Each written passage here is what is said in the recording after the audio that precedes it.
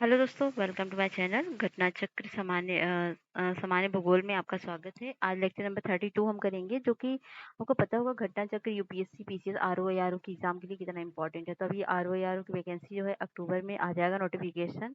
Vacancy की post की है कितनी है, 181 है और कंपटीशन बहुत हाई है। और भाई आप लोगों को प्रिपरेशन तो करना ही पड़ेगा। और यूपी पीसीएस के लिए भी यूपीएससी के लिए सबका इसमें पीवाई की लगभग 30-35 साल का होता है, 30 साल का।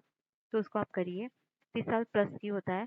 तो उसमें पीवाईक्यू का डिट्टो क्वेश्चन जो है ये आपके एग्जाम में पूछता है। अगर आपने कभी पेपर दिया होगा तो इस चीज़ को महसूस किया होगा कि डिट्टो में बहुत सारे क्वेश्चन, लगभग 8-10 क्वेश्चन, कभी कभी बहुत सारे क्वेश्चन इससे डिट्टो आते हैं। और अगर आप फैक्चुअल डाटा इसको सबका याद कर लोगे, सारे पीवाईक्यू का एनालिसिस किया गया है, तो उससे बहुत ज़्यादा बेनिफिट्स पहुँचने वाला है। इसको पढ़ के ही आप एग्ज़ाम क्लियर कर सकते हैं। करंट अफेयर प्लस घटना चक्र इतना मस्ट है यूपीपीसीएस क्लियर करने के लिए।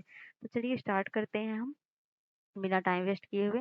हाँ, इसके पहले मैं बता दूं कि हमारा दूसरा चैनल है जो पीआर नॉलेज रिसर्च सेंटर, उसमें जो है आपके लिए टेस्ट सीरीज करवाई जा रही है, तो उसको जरूर ज्वाइन कर लीजिए, उसको भी करिए। चलिए अब स्टार्ट करते हैं हम घटना चक्र 32 लेक्चर। तो वो आज करना है स्थानीय पवनों के बारे में। तो चलिए करते हैं हम। तो स्थानीय पवनें लोकल विंड तापमान तथा वायुदाब के स्थानीय अंतर से चलती हैं और बहुत ही छोटे क्षेत्र को प्रभावित करती हैं। ये पवनें क्षोभमंडल की निचली परतों तक ही सीमित होती हैं। प्रमुख स्थानीय पवन निम्नलिखित है। चिनोक का अर्थ है होता है हिमभच्ची। यह रॉकी पर्वत के पूर्वी ढालों के सहारे उतरने वाली गर्म तथा शुष्क पवन है, जो दक्षिण कोलोराडो के दक्षिणी भाग में, उत्तर में कनाडा के ब्रिटिश कोलंबिया तक प्रवाहित होती है। इसके प्रभाव से झाड़ों का तापमान बढ़ जाता है तथा ये बर्फ पिघल जाती है एवं शीतलन में भी हरी भरी घासें उगाती हैं।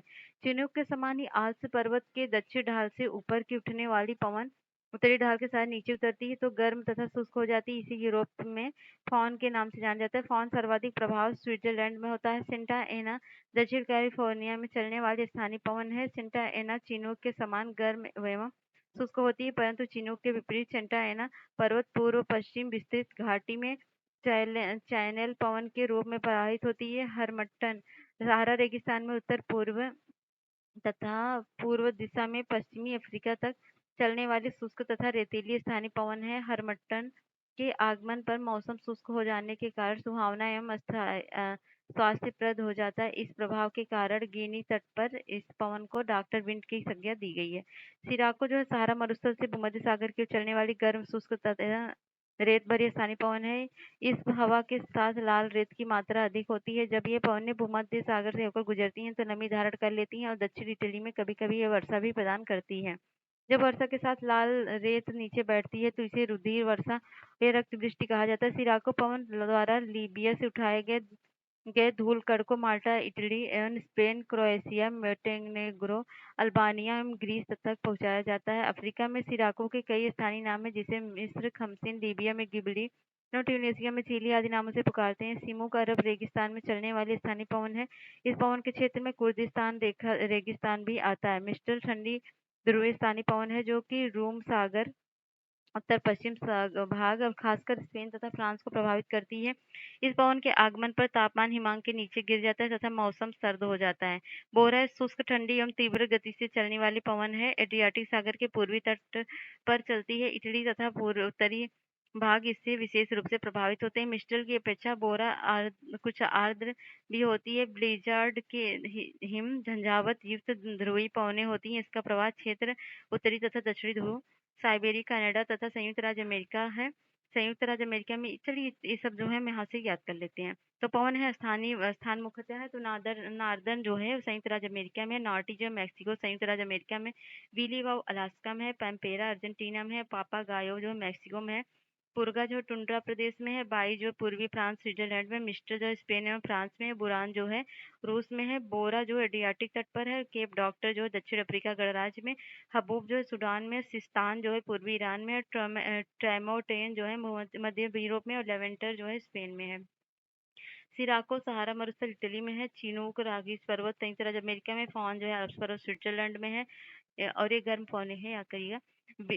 और ब्रिक फिल्डर जो है ये पर ऑस्ट्रेलिया में है। सीमोक है जो अरब रेगिस्तान में है और ब्लैक रोवर जो उत्तरी अमेरिका मैदान में है और गिबली जो है लीबिया में है और खमसिन मिस्र में है। लेस जो मडीरा कनारी द्वीप में है और चिली ट्यूनेशिया में है। कोई बैंक जो जावा में है। सामल जो इराक में है। नॉर्वेस्टर जो है न्यूजीलैंड में, सेंटा एना जो दक्षिण कैलिफोर्निया में, सामून जो ईरान में है, लू जो उत्तरी भारत में, आयला जो है फ्रांस में, सेलोनो जो दक्षिण पूर्व स्पेन में है, पोनेंटी जो है उत्तर पूर्व मतलब पश्चिम भूमध्य सागर में है, बर्ग जो है दक्षिण अफ्रीका में है, सुखोवे जो है रूस तथा कजाकिस्तान में है। क्वेश्चन करेंगे। स्थानीय पवन है और क्षेत्र में मिलान करना है, तो फॉन कहाँ का है? तो फॉन जो है फॉन है आज का, और सीमोक जो है सीमोक है कुर्दिस्तान का। अ, हाँ, सेमू जो कुर्दिस्तान का है, और ये जो आपका है सी है कैलिफोर्निया का, सेंटा है ना, और जोंडा जो है अर्जेंटीना का। इस तरह से ऑप्शन हो जाएगा बी। ये आईएएस में क्वेश्चन पूछा गया है। और अगला है फॉन एक स्थानीय पवन है कहाँ का? तो वह है स्विट्जरलैंड का। निम्नलिखित में से कौन सा एक सम्मिलित नहीं है? तो फॉन ऑस्फर सही है। बोरा जो पोलैंड, तो बोरा शुष्क पवन है जो तीव्र गति से चलता है पवन है, ये एड्रियाटिक सागर में पूर्वी तट पर बहता है। बाकी मिस्टर राइन नदी खमसिन मिस्र सही है। चौथा है, जिनमें से कौन सुमेलित नहीं है? तो चीनो का संयुक्त राज्य अमेरिका, सिराको सिसिली, और ब्लिजार्ड जो है चिली नहीं है। ब्लिजार्ड जो है झंझावात ध्रुवी पवन है, या जो साइबेरिया कनाडा तथा संयुक्त राज्य अमेरिका में है, ये चलता है।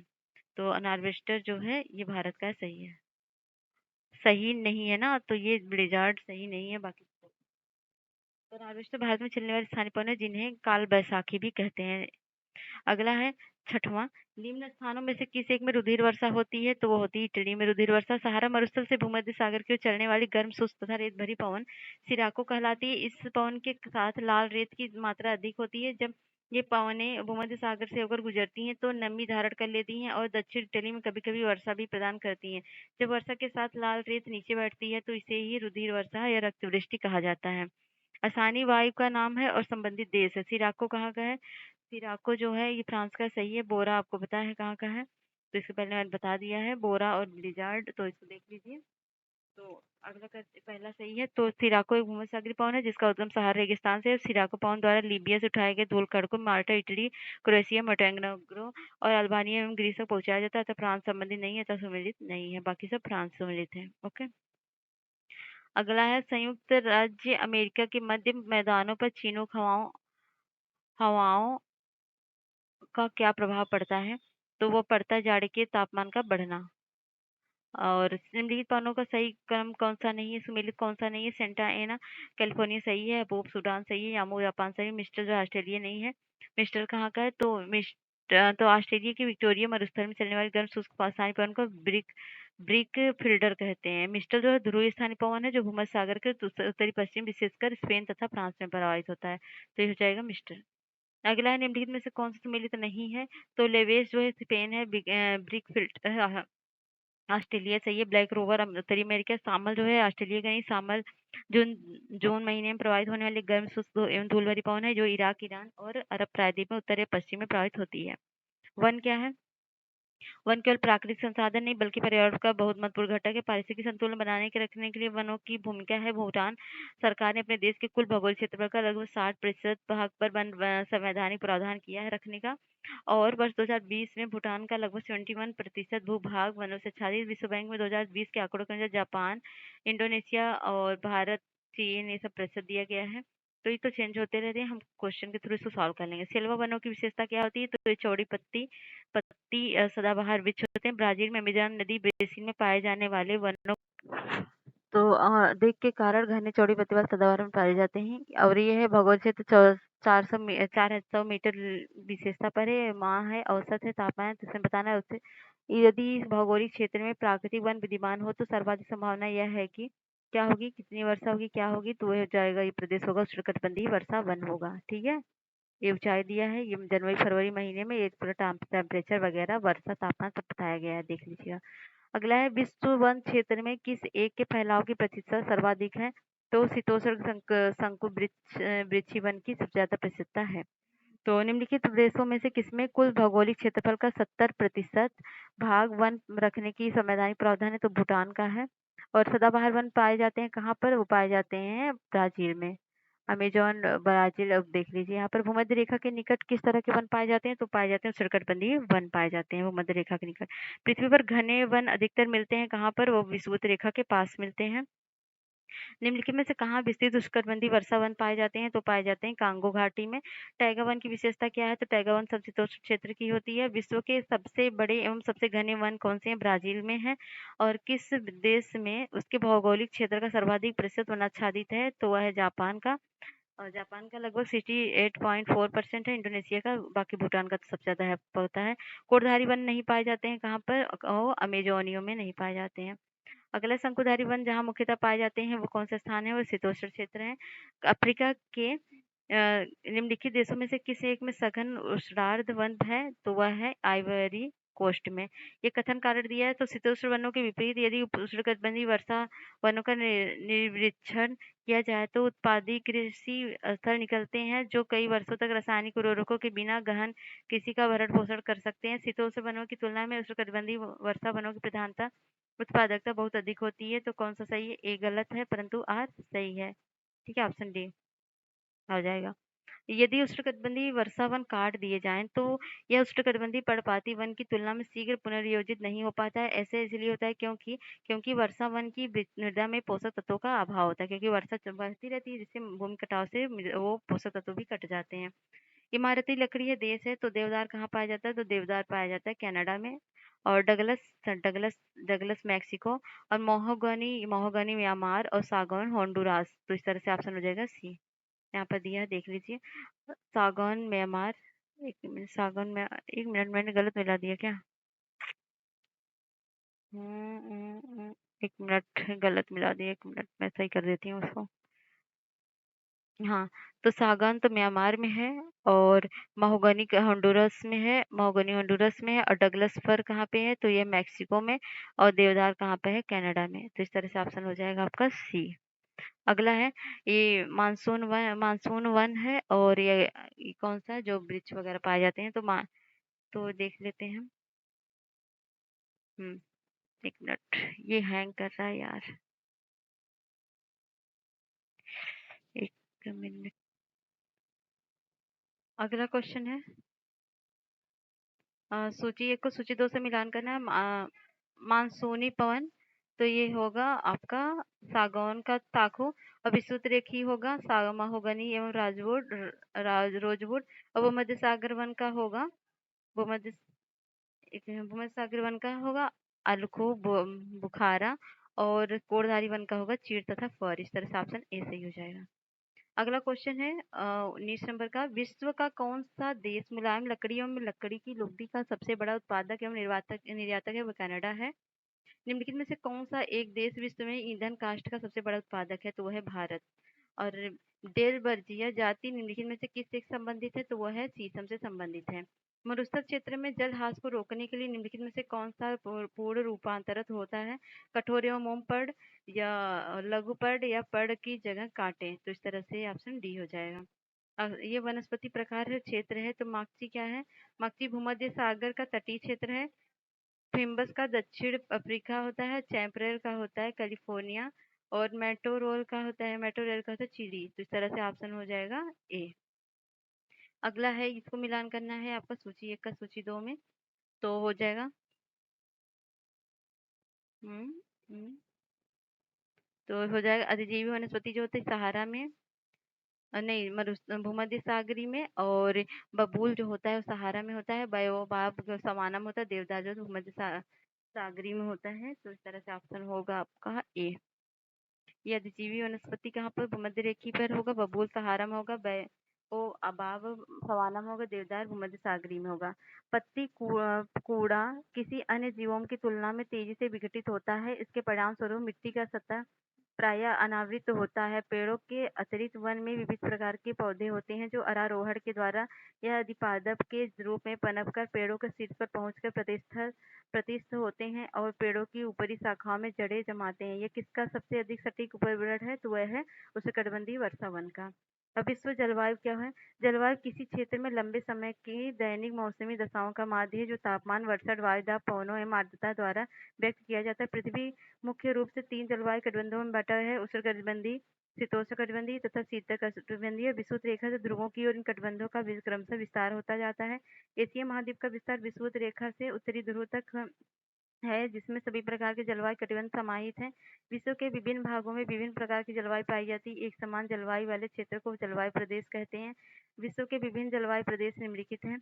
विषुवत-रेखीय जलवायु प्रदेश विषुवत रेखा से उत्तर एवं दक्षिण 5 डिग्री से 5 डिग्री अक्षांश तक विस्तृत जलवायु वाले भाग को विषुवत-रेखीय प्रदेश या उष्णकटिबंधीय आर्द्र जलवायु प्रदेश कहते हैं। इस प्रदेश में वर्ष भर अत्यधिक तापमान होता है।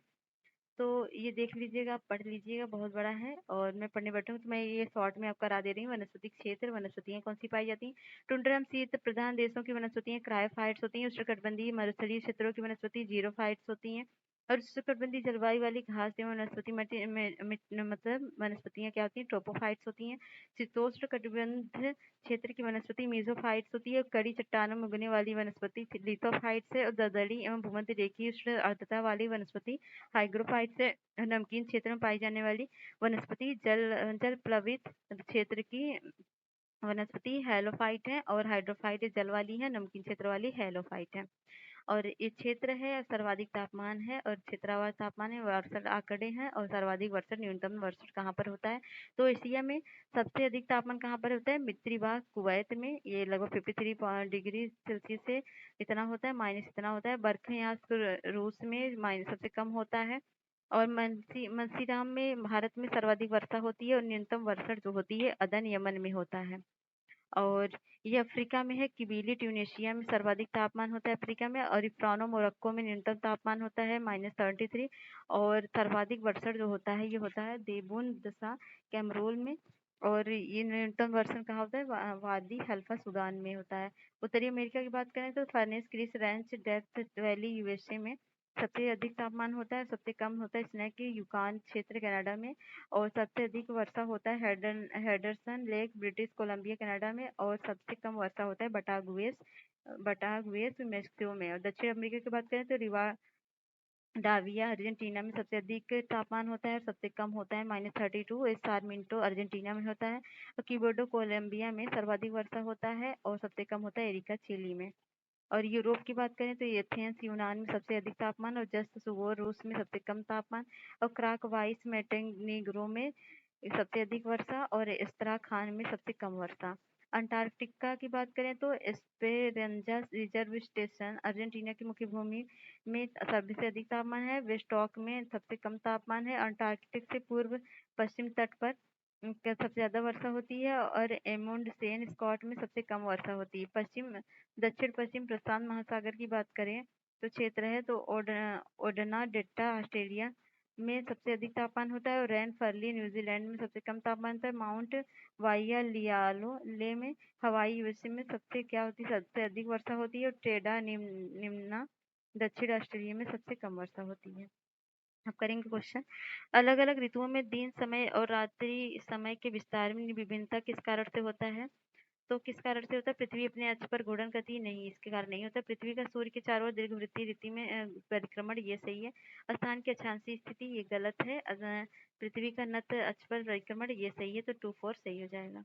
अगला है महाद्वीपों के अंतस्थ का वार्षिक ताप परिसर तटीय क्षेत्रों की अपेक्षा अधिक होता है। इसका क्या कारण है? तो इसका कारण है भूमि और जल के बीच तापीय अंतर और महाद्वीपों के महासागरों के बीच तुंगता में अंतर, ये नहीं है। अंतस्थों में तेज पवनों की स्थिरता, ये भी नहीं है। तो महाद्वीपों के आंतरिक तो ऑप्शन नहीं हो जाएगा। तो महाद्वीपों के आंतरिक भागों में वार्षिक ताप परिसर तटीय क्षेत्रों की अपेक्षा अधिक होता है, जिसका कारण पृथ्वी और जल के बीच तापीय अंतर होता है। सूर्य के प्राप्त सूर्यातप से भूमि शीघ्र गर्म हो जाती है, जबकि जल बहुत धीरे धीरे गर्म होते हैं, जिससे तटीय क्षेत्रों का मौसम स्थलीय भागों की अपेक्षा ठंडा बना रहता है। अतः विकल्प ए सही है। उत्तर प्रश्न में दिए गए अन्य कथन सही नहीं है। मुख्य कारक जो किसी क्षेत्र में जलवायु को निर्धारित करता है वह क्या है? वह है छांव। और अगला है निम्नलिखित में से कौन सा पृथ्वी के अधिकतम प्रतिशत क्षेत्र पर फैला हुआ है? तो वह शुष्क प्रदेश फैला हुआ है। और भूमध्य रेखा के दोनों ओर 5 डिग्री से 8 डिग्री अक्षांश तक के क्षेत्र में वर्षभर वर्षा होती है और कारण है उच्च तापमान, उच्च आर्द्रता के कारण भूमध्य रेखा के निकट अधिकतर दोपहर के समय ही वर्षा होती है। तो कौन सा? ये कथन कारण दोनों है और दोनों एक दूसरे का स्पष्टीकरण भी करते हैं। हर दिन कमोबेश एक सा ही होता है। सुबह समुद्री मंद पवन के साथ साफ और उजली होती है। जैसे जैसे सूर्य आकाश में ऊपर चढ़ता जाता है, गर्मी बढ़ती जाती है, घने बादल बनने लगते हैं और फिर बादलों की गर्जन गरज और बिजली की चमक के साथ वर्षा होने लगती है, लेकिन वर्षा शीघ्र ही समाप्त हो जाती है।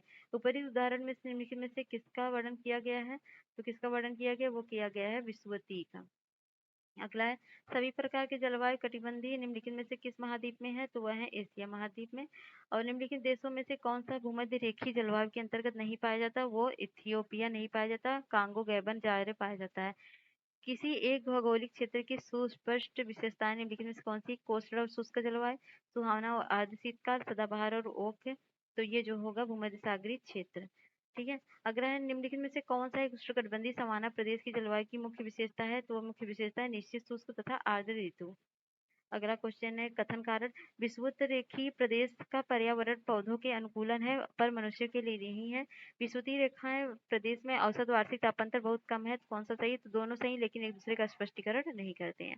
12वां, निम्नलिखित में से किस एक नगर में भूमध्य सागरीय जलवायु नहीं पाई जाती है? तो न्यूयॉर्क में भूमध्य सागरीय जलवायु नहीं पाई जाती, बाकी सब में पाई जाती। संत लॉरेंस एजेंस में और रोम में, केप टाउन में पाई जाती है। 13वां, जलवायु चरम वर्षा कम और लोग चलवासी पशुचारक हुआ करते थे। ऊपरी में से कौन सा कथन सबसे अच्छा वर्णन करता है? तो मध्य एशियाई स्टेप की बात हो रही है। निम्नलिखित में से किस युग्म का मिलान सही है? तो भूमध्य सागरीय क्षेत्र गर्मी का है, तो ये गलत है। भूमध्य सागरीय जो है शीतकाल का है, और भूमध्य सागरीय क्षेत्र ये जो है भूमध्य रेखीय क्षेत्र जो है गरज के साथ वर्षा का है, सही है। मानसूनी जो क्षेत्र है, तो मानसूनी क्षेत्र अधिकांश वर्षा के लिए है, और न कि इसके लिए अधिकांश। हाँ, मानसूनी क्षेत्र अधिकांश वर्षा के लिए अधिक और माह में मानसूनी हवाओं से प्राप्त होती है, और पूरे साल नहीं अधिकांश है। और मरुस्थलीय क्षेत्र जो है जाड़े की वर्षा, ये जाड़े की मरुस्थलीय क्षेत्र में जाड़े नगण्य होते, मतलब होते ही नहीं है। तो अगला है 15वां, मानचित्र में 4 छाये क्षेत्रों के बारे में है। वह क्षेत्र जहाँ की विशेषता तप्त शुष्क और हल्की तथा नम शीत और पवनों का मौसम उत्क्रमणीय है, अंकित किया गया है कहाँ पे? तो एक है ये वाला एरिया, मतलब नॉर्थ अमेरिका, उत्तर अमेरिका का। निम्नलिखित देशों में से किस देश में सर्दियों के मौसम में वर्षा होती है? तो वो नॉर्वे में होती है सर्दियों के मौसम में वर्षा। निम्नलिखित में से कौन सा एक सुमेलित है?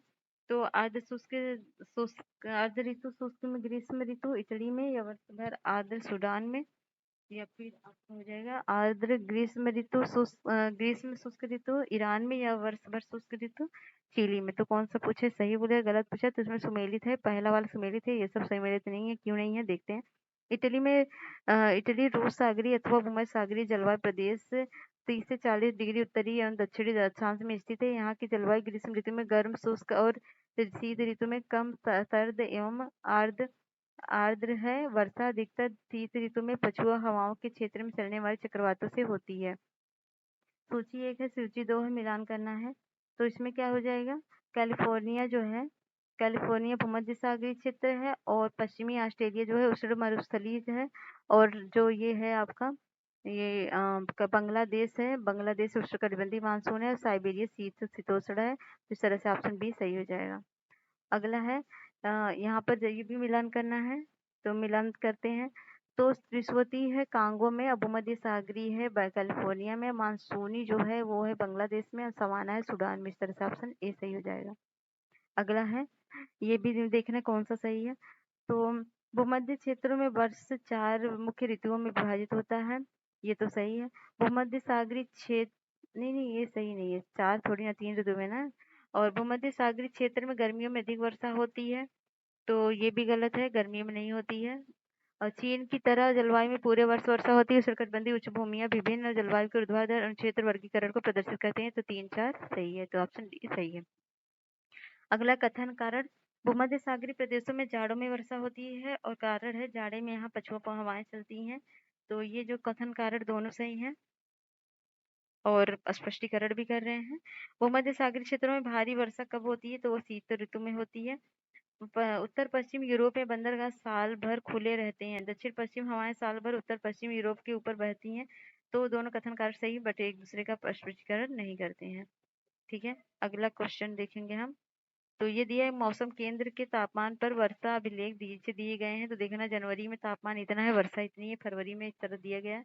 तो औसत तापमान जो है 12 डिग्री सेंटीग्रेड औसत तापमान जो है इतना है। निम्नलिखित में विपरीत जलवाहिक प्रतिरूप वाले पैटर्न को प्रदेश को पहचानी। तो भूमध्य सागरीय प्रदेश के बारे में बात हो रही है।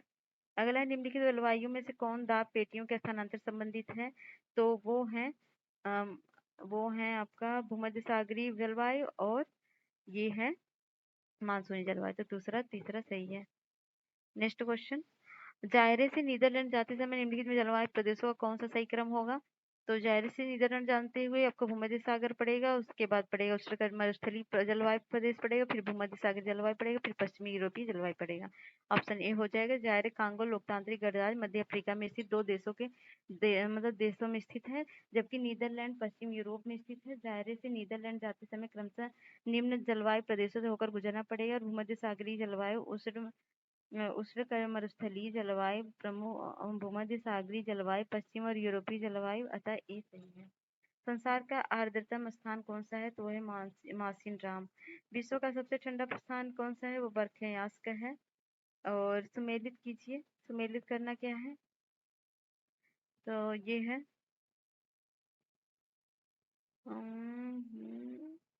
अत्यधिक सूखा चिली में होता है, अत्यधिक गर्म सहारा में है, अत्यधिक ठंडा अंटार्कटिका में है और अत्यधिक वर्षा चेरापूंजी में है। तो इस तरह से ऑप्शन हो जाएगा बी।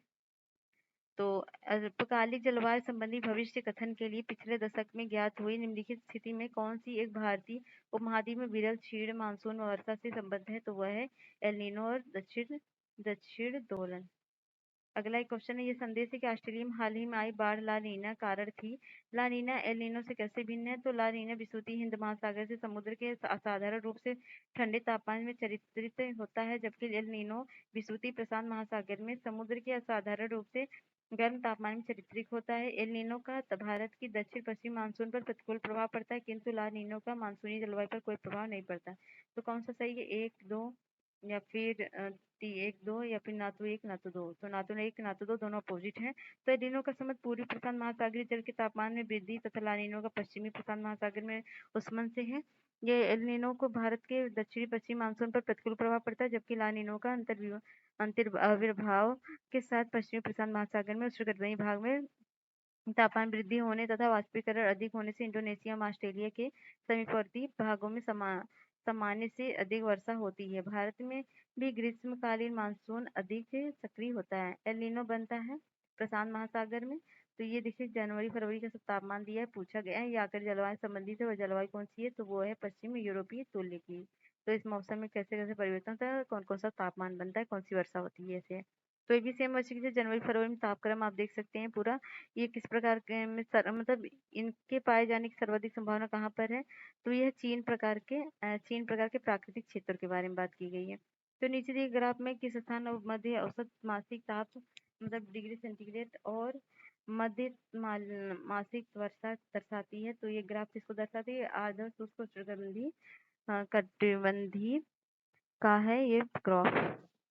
अगला है कि स्टोथर्म पौधे हैं जो उगते हैं इस बहुत कम ताप पर, और वनस्पति जलवायु का वह सही सूचक है। यह कथन संबंधित है किससे? तो वह है कोपेन से।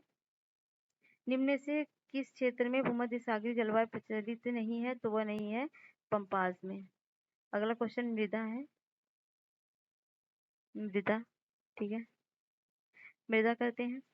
चट्टानों के विघटन तथा वियोजन से उत्पन्न ढीले और असंगठित भू पदार्थों, पेड़ पौधों एवं जीव जंतुओं के जीवाश्मों, जल और गैस मिश्रण से मृदा का बनना होता है। मृदा के निर्माण में आधारित चट्टान मतलब उनका टूटकर बिखरना होता है। मिट्टी की का रंग संरचना तथा उसमें खनिज पर आधारित होता है। केंचुए मिट्टी के निर्माण एवं उनकी उत्पादकता में वृद्धि में विशेष योगदान देते हैं। इस पारिस्थितिकी तंत्र का इंजीनियर भी कहा जाता है। मिट्टी में छिद्रों का निर्माण करते हैं जिससे होकर जल का ऑक्सीजन अंदर तक पहुंचता है तथा कार्बन डाइऑक्साइड बाहर निकलती है। केंचुए का मल मिट्टी का उत्पादक के लिए महत्वपूर्ण है। मिट्टी के महीन कणों में परिवर्तित कर नरम बना देते हैं, अपघटक का कार्य करते हैं। मिट्टी में जंतुओं के यूरिया उत्सर्जन तथा चीयों के वनस्पतियों की मृत्यु के बाद अपघटक द्वारा इनका अपघटन किया जाता है। इस प्रकार ये पेड़ पौधों उनके पोषक तत्वों के लिए बहुत ही लाभकारक होते हैं। और इसमें जो होता है इसमें नाइट्रोजन चक्र भी काफी रोल प्ले करता है, नाइट्रोजन की मात्रा की पूर्ति करता है। मृदा परिच्छेदिका में विभिन्न प्रकार के पदार्थों का लंबवत गतियों का स्थानांतरण होता है। इन गतियों में अपवहन, एलिविएशन, इसे अपक्षालन भी कहा जाता है। इस क्रिया में ऊपरी संस्तन में पदार्थों के नीचे और गमन होता है। विनिक्षेपण क्या होता है? एलिविएशन और कैपिलरी एक्शन। यदि महत्वपूर्ण जिस मिट्टी का रंध्र जितना छोटा होता है उसमें कोशिका क्रिया उतनी ही प्रभावशील होगी। जिस मिट्टी का रंध्र जितना बड़ा होगा उसमें किसकी क्रिया उतनी कम प्रभावशील होगी। किसकी क्रिया चिकनी मिट्टी में सर्वाधिक प्रभावशाली होती है, जब बलुई मिट्टी में न्यूनतम होती है। और मिट्टियों में किसका क्रिया की प्रभावशीलता इस प्रकार है, जो चिकनी में ज्यादा होगी, फिर दोमट में, बलुई में, फिर बलुई दोमट में, फिर बलुई में होगा। पौधजाल मिट्टियां वनाच्छादन प्रदेशों के हल्के रंग वाली मिट्टियां हैं। ये मुख्यतः समशीतोष्ण जलवायु में पाई जाती है। चरणोजेम मिट्टी वन घास और क्षेत्र पर है। तो ये सब दुनिया भर का डाटा दिया है, आपको क्वेश्चन थ्रू खुद सॉल्व हो जाएगा। ओके, तो करते हैं। विभिन्न प्रकार की मिट्टियों की जल धारण क्षमता का घटता क्रम क्या है, तो भी बताया गया। मृतिका गाद बालू है। और किस मिट्टी में केशिका सबसे अधिक प्रभावशील होती है, तो वो होती है चिकनी मिट्टी में। और मृदा संरक्षण व प्रक्रिया, जिसमें मृदा पर परिवर्तित मृदा व्यतीत होता है, तो मृदा प्रदान, मृदा को नुकसान से सुरक्षित किया जाता है, ये है। अगला क्वेश्चन है, टेरा रोसा का प्रारूपिक विकास उस भूभाग में होता है जिसमें चूना तत्पत्थर होता है। मृदा विक्षालन की बड़ी समस्या कहाँ पर है, उष्णकटिबंधीय वर्षा वन प्रदेशों में। हेलोफाइट अच्छी मृदा करते क्या है, वो करते हैं क्षारीय मिट्टी में वृद्धि करते हैं। और निम्नलिखित में से कौन सा मृदा में नाइट्रोजन को बढ़ाते हैं, जल तो जंतुओं द्वारा यूरिया का उत्सर्जन, मनुष्यों द्वारा कोयले का जलाना, वनस्पति मृत्यु। तो इसका ऑप्शन हो जाएगा 1-3, जंतुओं द्वारा यूरिया का उत्सर्जन और वनस्पति की मृत्यु। नेक्स्ट क्वेश्चन है, कथन कार्य, मिट्टी की प्रजातियों में मृतिका अधिकतम जल धारण करती है। मृतिका में रंध्राकाश बड़े आकार के पाए जाते हैं। नीचे दिए हुए कूट का चयन करना, तो ए सही है, आर गलत है। रंध्राकाश बड़े आकार के नहीं, छोटे आकार के पाए जाते हैं। भूमध्य संरक्षण की परिरेखा व बंधन विधि का प्रयोग कहाँ के लिए होता है, तो होता है उपयुक्त में से कोई नहीं, मतलब सब गलत है। भूमध्य संरक्षण की परिरेखा बंधन जो होती है का प्रयोग पहाड़ी ढलान क्षेत्र में किया जाता है। बरसात के दौरान ये पानी के बहाव को धीमा करके मृदा अपरदन को रोकता है। सूची 1 को सूची 2 से मिलान करना है, तो ये देखना है पौध जाल। पौध जाल कहाँ पर पाई जाती है, तो पौध जाल जो है समशीतोष्ण में पाई जाती है। चरणोजेम जो है वो समशीतोष्ण टाइपिंग में पाया जाता है, सही है। स्पॉट जॉल जो आशीत समशीतोष्ण में, लेटराइट उष्ण आर्द्र एवं आर्द्र में, तो ऑप्शन ए सही हो जाएगा। यहाँ पर देख लीजिए, ये कथन कारण है, केचुए खेती के लिए अच्छे नहीं होते हैं, गलत है। केचुओं की महीन कौड़ में परिवर्तित करके इसे नरम बना देते हैं, तो ये गलत है, दूसरा सही है। अगला नेक्स्ट क्वेश्चन, कृषि मृदाओं के संदर्भ में निम्नलिखित कथनों पर विचार कीजिए। मृदा में कार्बनिक पदार्थ उच्च अंश इसकी जल धारण क्षमता को प्रबंध रूप से कम करता है। गंधक चक्र में मृदा की कोई भूमिका नहीं होती है। कुछ समयावधि तक सिंचाई कुछ कृषि भूमियों की लवणीयता में योगदान कर सकती है। तो कौन सा सही है, केवल तीसरा सही है। यहाँ पर एक्सप्लेनेशन ये पढ़ लीजिए। निम्नलिखित में से मृदा में से संबंधित क्या है, एडेफिक है या क्लाइमेटिक है, बायोटिक है या टोपोग्राफिक है, तो है एडेफिक। ठीक है, अब प्रजाति जनजाति है, तो प्रजाति जनजाति की हम करेंगे नेक्स्ट वीडियो में। तो कैसा लगा वीडियो बताइएगा जरूर, अपना फीडबैक कमेंट बॉक्स में दीजिएगा। और हमारे दूसरे चैनल को भी सब्सक्राइब कर लीजिए और टेस्ट दीजिए और घटना चक्र पढ़ते रहिए, ताकि आपका एग्जाम बहुत अच्छा हो। तो all the best of for your exams. चलिए बाय बाय, मिलते हैं नेक्स्ट वीडियो में, बाय बाय।